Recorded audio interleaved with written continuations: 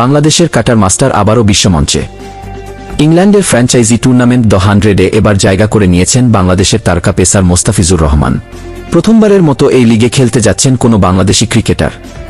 ইংল্যান্ডের club Birmingham Phoenix তাকে দলে নিয়েছে প্রায় 1 লাখ পাউন্ডে, যা বাংলাদেশি মুদ্রায় প্রায় 1,64,33,000 টাকা।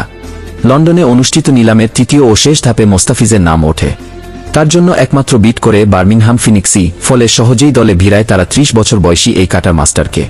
টি-20-র চেয়েও সংক্ষিপ্ত ফরম্যাটের এই টুর্নামেন্টে এবারই প্রথম খেলবেন মোস্তাফিজ।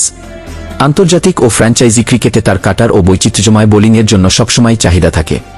এর আগে তিনি খেলেছেন আইপিএল, পিএসএল, আইএল টি-20 এবং লঙ্কান প্রিমিয়ার লিগে। বর্তমানে বাংলাদেশ দলের হয়ে দেশের মাটিতে পাকিস্তানের বিপক্ষে ওয়ানডে সিরিজ খেলছেন তিনি। আগামী 21 জুলাই থেকে মাঠে গড়াবে দ্য 100-এর এবারের আসর।